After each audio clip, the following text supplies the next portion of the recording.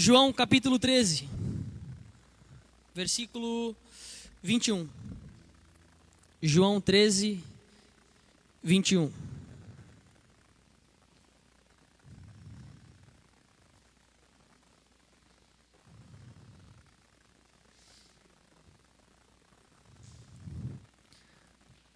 Amém? Todos acharam? João capítulo 13, versículo 21.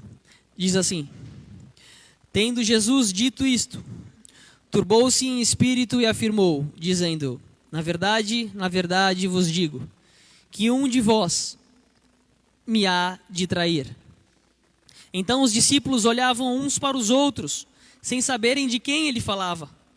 Ora, um de seus discípulos, aquele a quem Jesus amava, estava reclinado no seio de Jesus. Então Simão Pedro fez sinal a este, para que perguntassem quem era aquele de quem ele falava.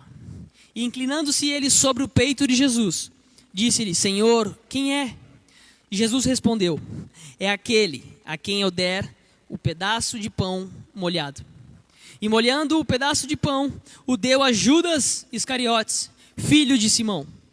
E após o bocado, entrou nele Satanás. Disse, pois, Jesus: o que fazes, faze-o depressa. Agora nós vamos pular no mesmo capítulo, para o versículo 35. João 13, 35. Diz assim: nisto todos conhecerão que sois meus discípulos, se vos amardes uns aos outros. Disse-lhe Simão Pedro: Senhor, para onde vais? Jesus lhe respondeu: para onde eu vou, não podes agora seguir-me, mas depois me seguirás. 37. Disse-lhe Pedro: por que não posso seguir-te agora? Por ti darei a minha vida. Versículo 38. Respondeu-lhe Jesus: tu darás a tua vida por mim? Na verdade, te digo, que não cantará o galo enquanto me não tiveres negado 3 vezes. Era mais ou menos assim o cenário que Jesus estava. Jesus estava com os 12 discípulos, mas aqui a Bíblia fala e foca nos 3 discípulos, que era Judas, Pedro e João. E não sei quantas vezes vocês já leram essa história. Creio eu que todos sabem que Judas traiu Jesus. Pedro negou a Jesus. E lendo essa história de Judas, toda vez que eu leio, toda vez que eu escuto, ou toda vez que você lembra sobre Judas, eu imagino que você... Ô Vitor, me ajuda aqui. Minha voz é chata pra caramba. Toda vez que você escuta falar sobre Judas, eu creio que sobe uma raiva dentro do coração. Porque sobe no meu. Eu falo, nossa, como que Judas andou 3 anos e meio com Jesus e foi capaz de trair ele? Que miserável. Como que Judas conseguiu trair a Jesus? Jesus era tão amoroso, tão bondoso, tão gracioso. Ele é. E Judas traiu a Jesus. E vendo a história de Judas, depois que ele traiu a Jesus por 30 moedas de prata, ele vai, e todos sabemos que ele se enforca e ele se mata. E quando eu falo, Senhor, se fosse eu ia pegar Judas ali, eu ia, meu Deus do céu, antes dele se enforcar, eu ia quebrar ele todinho. E aí é quando o Espírito Santo fala: Emerson, não fala assim, porque você muitas vezes é um Judas.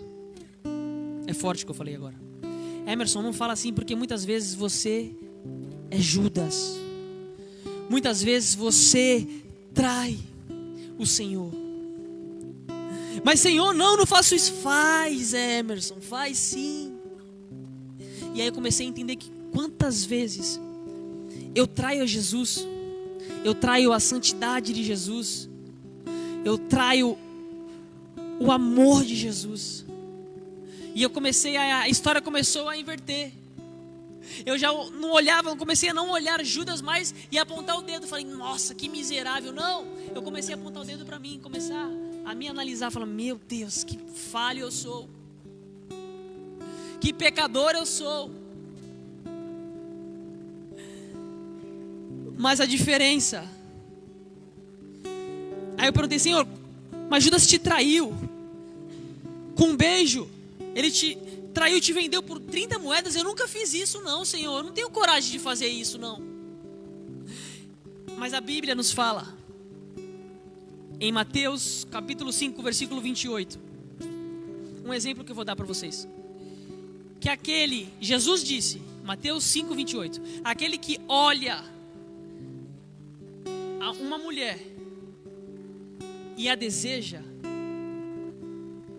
automaticamente já está cometendo adultério no coração. Aquele que tem ódio do irmão, automaticamente já está cometendo um homicídio no coração. Mas o que isso quer dizer com isso? Não foi porque Judas traiu a Jesus, vendeu a Jesus, que ele é diferente de mim. A Bíblia fala, não adulterarás. Se eu olho para alguma mulher e eu a desejo, eu estou cometendo adultério. Se eu tenho ódio do meu irmão, Jesus disse isso, Mateus 5, 28. Se eu tenho ódio do meu irmão, automaticamente eu estou cometendo suicídio não, como mata, como que é? Homicídio. Cara, é muito sério. Nós falamos de Judas, mas nós amamos Paulo, tantos livros no Novo Testamento que ele escreveu. Mas Paulo era um assassino, ele perseguia cristãos. Quantas famílias ficaram desiludidas por causa de Paulo? Mas a gente tem um alto juízo, a gente tem algo dentro da gente que é fácil a gente julgar, a gente apontar o dedo. Mas Paulo se rendeu aos pés de Jesus e a vida dele foi transformada. Mas Judas não. Judas não teve essa oportunidade, por quê? Emerson, por que Judas não teve a oportunidade? Por causa dele mesmo. A diferença em remorso e arrependimento. Judas experimentou o remorso. Emerson, o que quer dizer o remorso? É quando nós erramos e nós nos entristecemos. Muitas vezes até a gente se entristece por aquilo que nós fizemos para alguma pessoa. Mas a diferença do remorso para o arrependimento é que o remorso, ele nos leva para a árvore, para a gente se matar, para a gente acabar ali. Mas o arrependimento, ele nos leva aos pés da cruz. O remorso é uma reação. O arrependimento é uma ação. O arrependimento é quando nós olhamos para Jesus e falamos, Jesus, o Senhor sofreu na cruz do Calvário por mim. Era para eu ter sofrido ali, Senhor. Era para eu ter sofrido naquele lugar, Senhor. Me perdoa, Pai. A gente não se preocupa com a consequência. Quem está arrependido, quando a gente se arrepende, a gente não se preocupa com a consequência do nosso pecado. O que nos preocupa é de ter desagradado o coração de Jesus. E Judas não teve essa oportunidade. Mas por quê? Porque enquanto Jesus estava na mesa, a Bíblia fala que Jesus, ele pegou o pão, ele partiu, o primeiro pedaço, ele molhou e deu a Judas. Mas o que isso quer dizer? Tradição, né, dos judeus, a ceia dos judeus. O primeiro pedaço, quem recebia o primeiro pedaço, o anfitrião que dava o primeiro pedaço à pessoa, era aquela pessoa mais querida. Era aquela pessoa que ele estava falando, eu te amo demais. E Jesus, ele fez isso com quem? Com Judas. Ele partiu o pão, molhou e deu a Judas. O que isso quer dizer, Emerson? Jesus estava ali querendo mostrar para Judas, dizendo, ei, na mesa, que é lugar de intimidade, que é lugar de amor, que é lugar ali de comunhão. Ei, Judas, eu te dou esse pedaço de pão. O pão que significa o meu corpo. Jesus estava querendo mostrar para ele que Jesus sabia que Judas ia trair ele na mesma noite. Mas Judas não entendeu que Jesus quis dizer para ele que mesmo que você me traia, Judas, não tem problema não. Eu te perdoo, eu te amo e eu te quero. Jesus não é como nós, que somos falsos muitas vezes. A gente abraça aquela pessoa que a gente não gosta. A gente fala que ama aquela pessoa que a gente nunca viu na vida direito. Jesus não, ele disse ali de verdade. Ele mostrou aquilo, fazendo aquilo, repartindo o pão e dando para Judas, dizendo, mostrando para ele: ei, você vai vacilar comigo essa noite, mas tem perdão para você, tem graça para você. Emerson, você está falando isso de Judas? Então você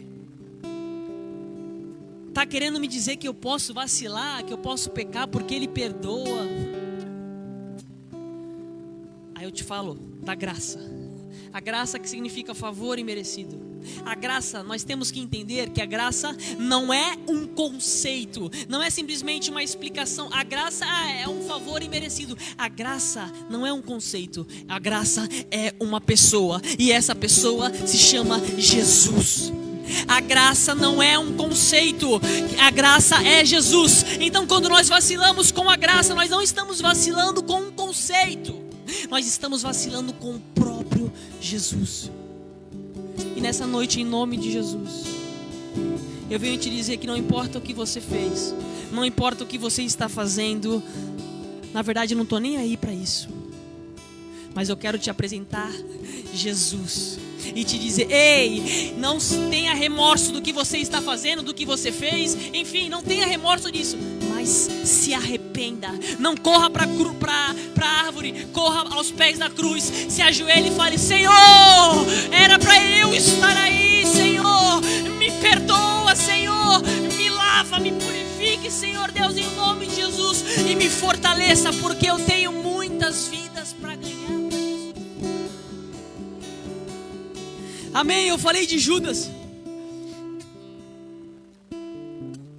E a minha diferença para Judas, talvez a nossa diferença, talvez você esteja pensando: caramba, eu traí Jesus mesmo, cara, várias vezes.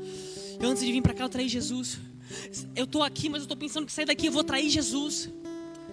A minha diferença, a nossa diferença para Judas, é que nós experimentamos a graça. Não tenha remorso, se arrependa e vai aos pés da cruz, em nome de Jesus. E o segundo que eu venho falar, que talvez você não tenha se identificado com Judas, mas se identificou com Pedro. Pedro, todos sabemos que Pedro era aquele cara elétrico, aquele cara 220. Foram prender Jesus, Pedro pegou a espada e toma na orelha de Malco. Jesus: calma, não é assim. Foi lá e fez o milagre. Pedro era aquele cara que todo mundo, creio eu, que todo mundo queria ter um Pedro do lado. Era aquele cara que se alguém mexer contigo, ele fala: ei, não é assim não. Ei, não é assim não. Pedro era aquele cara 220. E Pedro chega para Jesus e fala: ei, Senhor, se for preciso, eu morro por causa do Senhor. Pedro na mesa chega e fala: Senhor, se for preciso, eu morro por ti. E Jesus fala: Pedro, antes que o galo cante 2 vezes, você irá me negar 3 vezes. E muitas vezes nós somos como Pedro. Prometemos tantas coisas para Jesus. Prometemos tantas coisas para Jesus e não cumprimos. Senhor, saindo daqui eu vou ler a Bíblia. Saindo daqui eu não vou fazer mais aquilo, fazer aquilo outro. E o que a gente faz? A gente faz de novo. Senhor, agora é agora. Eu prometo para o Senhor que eu não vou cometer mais esse erro. Eu, Emerson, já falei isso tantas vezes para Deus. Eu prometo, Senhor, eu prometo. Assim como Pedro falou para Jesus: ei, eu prometo para o Senhor, eu vou até onde for preciso com o Senhor, mas eu não vou te negar. Emerson, Pedro era mentiroso? Não. Emerson, mas ele falou, mas ele não cumpriu. Ele negou a Jesus. Pedro era mentiroso? Não. Pedro nega Jesus 3 vezes. Depois que ele nega Jesus, ele vai e estava muito frio, era de noite. A Bíblia fala que ele foi, tinha uma fogueira e ele ficou com os demais ali se aquecendo. Presta atenção na fogueira, que Jesus mostra muitas coisas na palavra que a gente passa despercebido. Então Pedro nega Jesus e ele 3 vezes e depois ele vai para uma fogueira. Presta atenção que mais na frente eu vou voltar na fogueira. Então Pedro vai e nega Jesus. Jesus morre na cruz por mim e por você. Judas já tinha se suicidado. E Pedro, Emerson, o que Pedro fez depois de negar Jesus? A Bíblia fala que depois, ao 3º dia, quando o nosso Rei, nosso Senhor, nosso Salvador ressuscitou, ele foi até uma praia. Ele foi até uma praia, até o mar. E quem estava lá? Pedro e alguns discípulos. Pedro negou a Jesus alguns dias antes. Mas ele não foi para a árvore se matar. Ele se escondeu. Pedro era pescador. Em Lucas capítulo 5, Jesus chega para Pedro. Antes de tudo isso, logo no começo, Jesus estava escolhendo os 12 discípulos. Ele chega para Pedro e fala: ei, pode descer daí. Pedro estava pescando ali. Jesus faz um milagre ali. E aí Jesus chega e fala para Pedro: ei, eu te farei pescador de vidas, pescador de almas. Então Pedro era pescador. Ele largou aquilo que ele fazia de melhor para seguir a Jesus. Depois de um tempo, andando 3 anos e meio com Jesus, ele nega Jesus. E Jesus ressuscita ao 3º dia. E para onde que Pedro vai? Ele volta para o mar. Ele volta para o mar. Isso está lá em João capítulo 21. Isso mesmo, João capítulo 21. Nos narra essa história do que aconteceu com Pedro depois que ele negou a Jesus.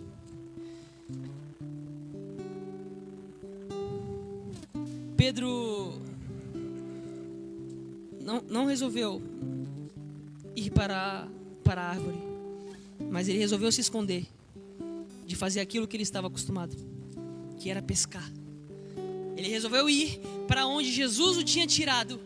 Jesus deu um propósito para Pedro: ei, você será pescador de almas, você vai ganhar vidas para Deus. E Pedro vai se esconder, volta para aquilo que ele fazia. João capítulo 21, versículo 3. Pedro fala: ó, eu vou pescar. Jesus já tinha ressuscitado, mas eles ainda não tinham tido a total convicção de que Jesus tinha ressuscitado.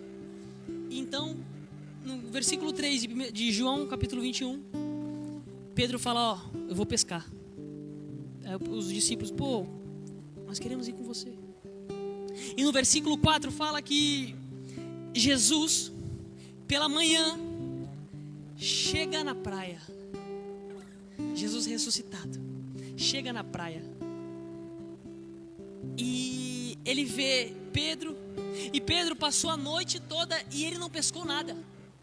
O que isso nos mostra? No lugar que nós nos escondemos, não vamos pescar nada. Podemos ficar escondidos ali, mas não vamos pescar, não vamos frutificar ali, porque Deus não designou esse propósito, esse destino profético para a gente. Então no versículo 5, Jesus chega e pergunta assim para eles. Você imagina Jesus chegando e falando assim: ei.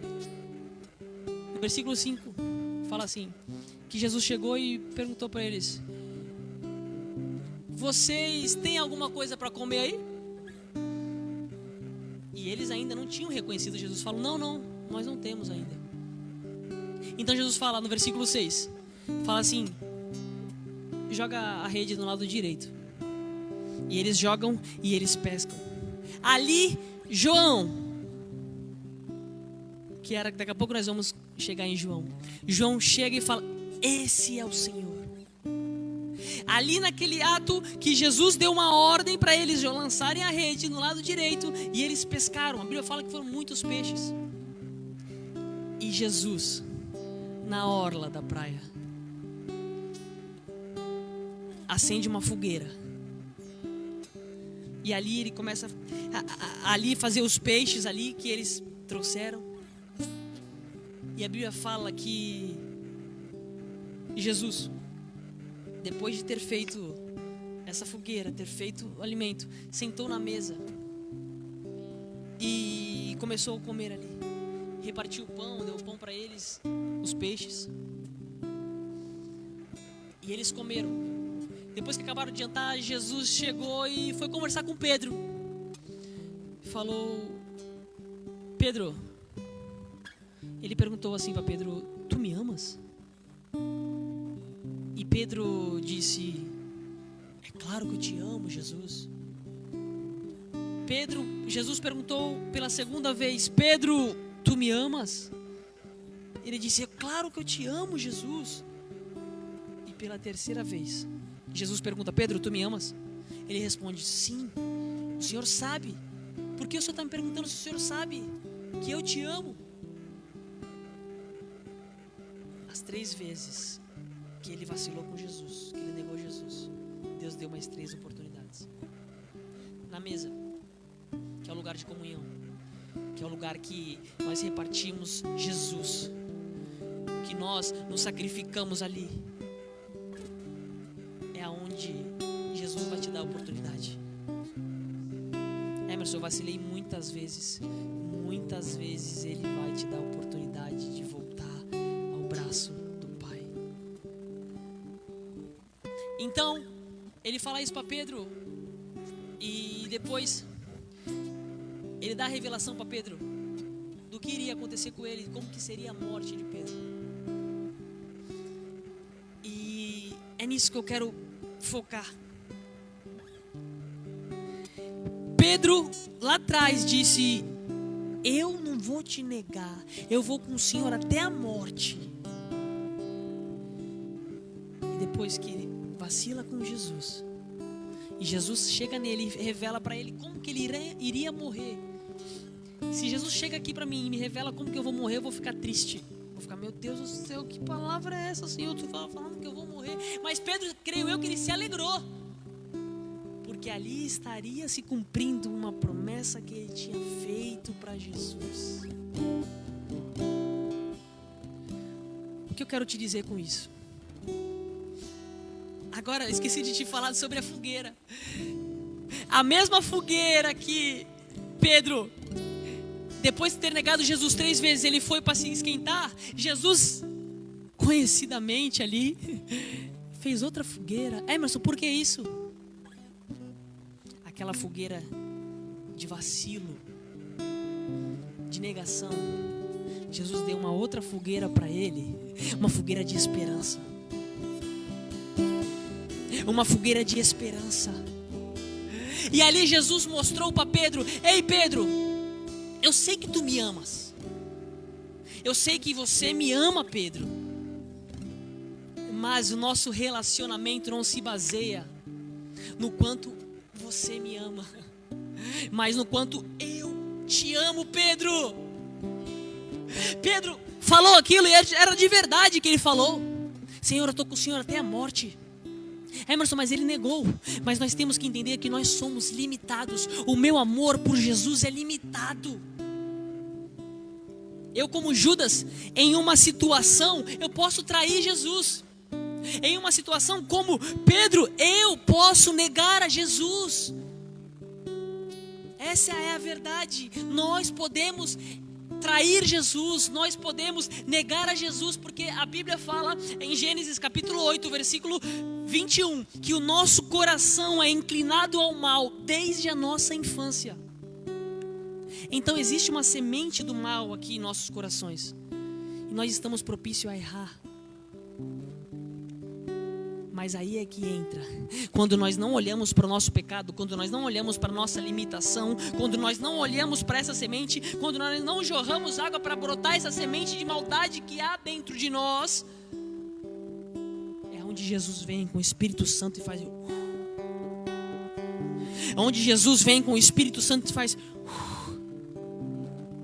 Não se baseia no quanto eu amo Jesus, porque o meu amor por Ele é limitado. Por mais que nós tentamos, que nós vamos e vai, Senhor, eu estou contigo, Senhor. Nós somos limitados. Nós temos que parar de olhar para nós mesmos e começarmos a olhar para Ele. Parar de olhar para as nossas limitações e começar a olhar na cruz, para a cruz. Quando nós nos esvaziamos de nós mesmos, é aí que Ele começa a nos encher. É aí que Ele começa a nos encher. E por último, João. João é conhecido como o discípulo amado. E na mesa, João chega em Jesus e ele deita sua cabeça em Jesus e pergunta: Senhor, quem vai te amar? Quem vai te trair? E João é conhecido como discípulo amado. Mas é engraçado. Sabe o único livro da Bíblia que fala que João é o discípulo amado? O próprio livro de João. Nenhum livro da Bíblia, nenhum evangelho, Mateus, Marcos, Lucas, fala que João era o discípulo amado. O próprio João escreveu: discípulo amado, o discípulo amado, o discípulo amado. Mas o que João estava querendo? Ele era doidinho? Não, simplesmente João tinha a identidade dele baseada no amor de Jesus. Se perguntasse para João, quem é você? Ele não ia falar: eu sou discípulo de Cristo, eu sou isso, eu sou aquilo. Não, eu sou discípulo amado. A nossa identidade não se baseia em nós mesmos. A nossa identidade tem que se basear no amor dele.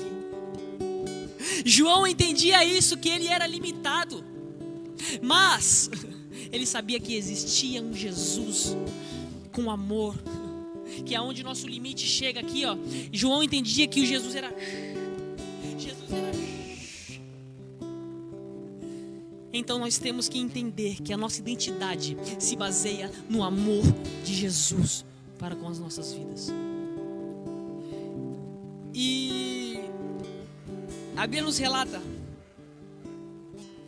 em Lucas capítulo 24, depois de Jesus ter morrido na cruz, depois de Jesus ter ressuscitado, existem dois discípulos que vão a caminho de Emaús. Eles saem de Jerusalém e vão até Emaús. E no percurso os dois estão chateados porque Jesus tinha morrido. E o povo de Israel sempre esperou um libertador. Então Jesus morreu. E eles vão, os dois discípulos, andando de volta para Emaús. E a Bíblia fala que de repente Jesus chega até eles. Jesus chega até eles e começa a conversar com eles, mas eles não reconhecem Jesus. E ali no percurso eles tristes, dizendo: nossa, chegou o fim, Jesus morreu e tal. Sendo que em Mateus capítulo 20, versículo 19, Jesus já tinha avisado para eles que ele iria morrer e ao terceiro dia ele iria ressuscitar. Mas a tristeza deles era tão grande que eles esqueceram. Eles andaram 3 anos e meio com Jesus e eles esqueceram que Jesus ao terceiro dia ele iria ressuscitar. Eles estavam ali: Jesus morreu, e agora? E Jesus do lado deles: Jesus morreu, caramba, e tal. Começaram ali a se queixar e Jesus chega e fala com eles: ei, ele já não tinha dito que ao terceiro dia iria ressuscitar? E eles chegam nessa conversa e tal, e eles ainda não reconhecem Jesus. Mas a Bíblia fala que no versículo 30 de Lucas 24 diz que Jesus estava indo para outro caminho e eles falaram assim: ei, já está de noite, entra aqui em casa, fica aqui. Jesus não, fica aqui. Até então que eles não sabiam quem era Jesus. E eles falaram assim: fica aqui, vamos comer algo. Então eles sentaram na mesa e Jesus pegou repartiu o pão. Lucas capítulo 24, versículo 30. Ele repartiu o pão. A partir daquele momento, os olhos deles se abriram. E ali eles entenderam que aquele que estava com eles era Jesus. E a Bíblia fala que Jesus desaparece. E eles voltam correndo para Jerusalém e falam: Jesus realmente ressuscitou. Aquele boato que realmente ele tinha ressuscitado é verdade, Jesus ressuscitou. E eu quero te dizer que é na mesa da comunhão, na mesa da intimidade com Jesus, é onde Ele vai se revelar a você. Talvez você tenha escutado falar de Jesus há tanto tempo. Há tanto tempo você tem escutado de falar: ei, vem para a igreja, vê isso, Jesus isso, aquilo outro, nossa, glória a Deus, aleluia. Mas nada acontece. É preciso você sentar na mesa de intimidade com Jesus. Lembrar do que Ele fez por mim e por você. Ele se repartiu. O pão é o próprio corpo de Jesus. Ele se repartiu por amor a mim e a você. E o que eu aprendo com isso? É na mesa que Jesus tem um recomeço. Aquilo que eles estavam pregando até chegar na mesa, de falarem que era o fim, Jesus tem um recomeço. E eu quero te dizer uma coisa: eu não sei que fim você está vivendo. Eu não sei que fim você chegou aqui hoje. Eu não sei que fim você deu na sua vida. Ou um sonho, ou que seja alguma coisa na sua vida. Você pode hoje estar no fim. Você fala: não chegou, é o fim. Senta na mesa com Jesus, porque Ele tem um recomeço. Ele tem um recomeço para o meu fim. Ele tem um recomeço para o teu fim. Mas é preciso estarmos sentados com Ele na mesa. É preciso vermos Ele repartindo o pão. E para encerrar, Apocalipse capítulo 3, versículo 20 diz: Jesus disse: eis que estou à porta e bato.